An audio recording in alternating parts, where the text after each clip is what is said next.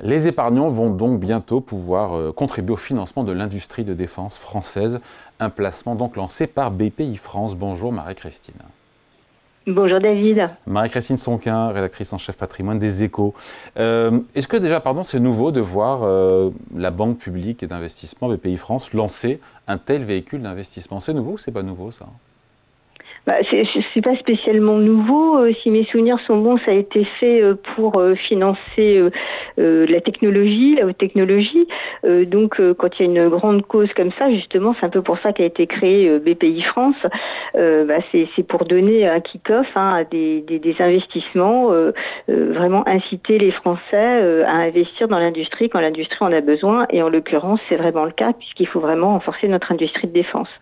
Bon, et cet argent, il servira à quoi concrètement? Si j'ai bien compris, pas pour investir dans des sociétés cotées comme Dassault ou autres, ou Safran du secteur. Alors non, justement, c'est pour investir dans du non coté. Voilà. Parce que les sociétés cotées, elles ont déjà une grosse visibilité.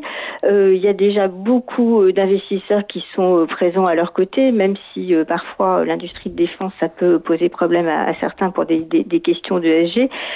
Ça, c'est encore un autre sujet. Mais là, c'est surtout pour permettre donc à toutes ces PME, toutes ces ETI, qui sont d'ailleurs très souvent des sous-traitants de ces grosses industries de défense, de se renforcer en fonds propres, de pouvoir fonctionner plus facilement, de pouvoir financer des investissements, de l'innovation. Donc ça va vraiment être un appel d'air, de l'oxygène pour toutes ces petites entreprises qui ont vraiment besoin de financement pour se développer. Sous forme quoi, d'actions, sous forme de prêts, d'obligations? Alors là, en l'occurrence, ça va être du haut de bilan, ça va être vraiment sous forme d'action. Ça sera du non coté, donc vous allez participer directement au financement de ces entreprises. Donc ça va être ouvert très certainement très prochainement, puisque en l'occurrence l'AMF s'est fondue d'un communiqué pour dire qu'elle allait accélérer la création, donc toutes les questions administratives pour tous les fonds qui désireraient se lancer dans ce secteur. Elle a même précisé aux Échos que le délai habituel c'était à peu près d'un mois pour créer ce type de véhicule, des OPCVM, organismes de placement collectif en valeur mobilière, fonds ou SICAV. Et là, ça sera réduit, ça sera un délai réduit, donc on peut s'attendre à ce que ça soit vraiment très rapidement proposé aux épargnants qui ont de l'appétit pour ce type de titre. Très probablement avant l'été. Bon, après, il peut y avoir d'autres obstacles, mais ça serait pas étonnant que ça soit très rapide. Bon, les fonds seront bloqués pendant, a priori, 5 ans minimum, c'est ça? 5 ans, oui, minimum, a priori 5 ans. Alors, 5 ans, ce qu'il faut savoir, c'est que le non coté, par nature, ce n'est pas très liquide. Donc, finalement, il vaut peut-être mieux avancer tout de suite la couleur et dire qu'il faudra investir son argent pendant 5 ans plutôt que de dire, de laisser croire aux gens, notamment puisqu'ils vont pouvoir investir via l'assurance vie et que l'assurance vie est un produit liquide. Je trouve que c'est très honnête de dire dès le départ, votre argent va être bloqué pendant 5 ans parce que le non coté, qu'on appelle aussi le private equity, c'est pas un placement qui est liquide. C'est un placement qui est fait pour vraiment durer. C'est pas du monétaire. C'est pas fait pour entrer et sortir. Donc il faut. On sait déjà que ça sera bloqué 5 ans. Et puis après, on n'a pas encore toutes les modalités exactes. Et il nous a été dit que ça serait un fonds evergreen. Donc un fonds evergreen, ça voudrait dire qu'on pourra continuer à souscrire pendant toute la durée. Ça, il ne va pas y avoir une toute petite fenêtre pendant laquelle on pourra souscrire. Et puis après, ça sera terminé. On nous a bien dit que ça serait donc ouvert aux souscriptions. Après, pour ce qui est des sorties, ça va être bloqué 5 ans. Et puis après, il y aura très probablement des fenêtres de sortie qui seront prévues à échéance régulière. C'est la caractéristique de ces fonds evergreen dans lesquels on peut entrer à tout moment et on peut aussi sortir de façon régulière. Alors, c'est un avantage d'être evergreen, mais c'est aussi un inconvénient puisque justement pour prévoir ces sorties qui ne sont pas à des échéances fixes prédéterminées, mais qui ont des fenêtres régulières. On prévoit des poches de liquidité, donc tout l'argent n'est pas investi dans ces sociétés. On prévoit des poches de liquidité, ce qui a un inconvénient parce que ça diminue un petit peu généralement la rentabilité de ce type de fonds. Donc les fonds de private equity ouverts au public en général, ce sont des fonds evergreen et ils sont un petit peu moins rentables que ceux qui sont des fonds fermés, qui sont souvent réservés aux institutionnels ou aux très gros, ou à ceux qui sont des investisseurs avertis qui peuvent investir de très gros montants. Mais ces fonds evergreen sont un petit peu moins rentables.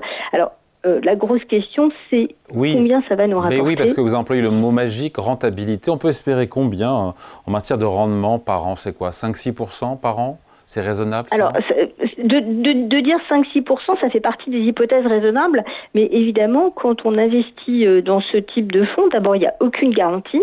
On ne sait pas si on va gagner de l'argent ou perdre de l'argent. Et quand on parle de 5-6%, on regarde les performances passées. C'est-à-dire que si on regarde les performances qu'ont réalisées ces dernières années, ce type de fonds de private equity ouvert au public, on était dans ces horizons de 5-6%. Maintenant, je ne peux absolument pas vous confirmer que ça va vous rapporter du 5-6%. C'est l'hypothèse la plus plausible. Ça peut rapporter plus, ça peut rapporter moins. On peut aussi perdre de l'argent. Mais en fait, se dire on va investir dans ce type de fonds et ça peut rapporter 5-6%, c'est une hypothèse raisonnable. Ça fait partie des prévisions les plus probables, mais ce n'est aucunement une garantie de rendement et encore moins une garantie de préservation du capital. On prend un risque en investissant dans ce type de fonds. On met ça où, ce fonds, si on est intéressé? On le met dans son assurance vie, dans son PEA, dans son plan d'épargne retraite, dans son compte titre? En fait. Il y a deux possibilités qui ont été évoquées. Donc c'est notamment l'assurance vie et le compte titre ordinaire. Donc on n'aura pas d'avantage fiscal spécifique si on met ce type de fonds dans ce compte titre ordinaire, puisque ça sera la flat tax de 30%. Et si on le met dans l'assurance vie, eh bien là on bénéficiera bien sûr du cadre fiscal attractif de l'assurance vie. Ce qu'on peut imaginer aussi, c'est que si on le met dans un PER, on aura quand même un avantage fiscal puisque eh bien on a une déduction des sommes investies du revenu imposable.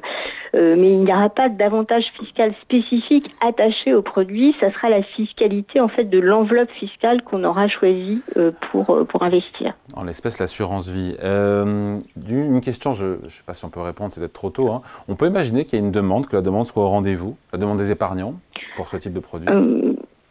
Écoutez, c'est possible, c'est probable. D'abord, on peut imaginer que les Français voudront participer à l'effort de défense. Enfin, ça, je peux pas le savoir. Ce qu'on peut dire, en tout cas, c'est qu'il y aura une demande automatique, puisque il y a quand même les assureurs qui ont dit qu'ils étaient prêts à participer, et qu'il y a une loi qui s'appelle la loi Industrie verte et qui oblige maintenant ce qui est la gestion pilotée. C'est-à-dire si vous déléguez par un mandat de gestion la gestion de vos fonds à un assureur, bien cette loi Industrie verte oblige à un certain pourcentage de non-cotés. Donc on peut imaginer que automatiquement, si vous êtes en gestion pilotée, vous allez vous retrouver en fonction de ce que vous avez choisi avec du non-coté, et dans ce non-coté, il peut y avoir bien sûr ce nouveau fonds qui sera dédié à la défense. Donc ça va créer automatiquement un appel d'air, ça va créer automatiquement une demande pour ce type de fonds. Allez, merci beaucoup. Explication signée Marie-Christine Sonquin, rédactrice en chef patrimoine aux Échos. Merci Marie-Christine. Merci à vous. Salut.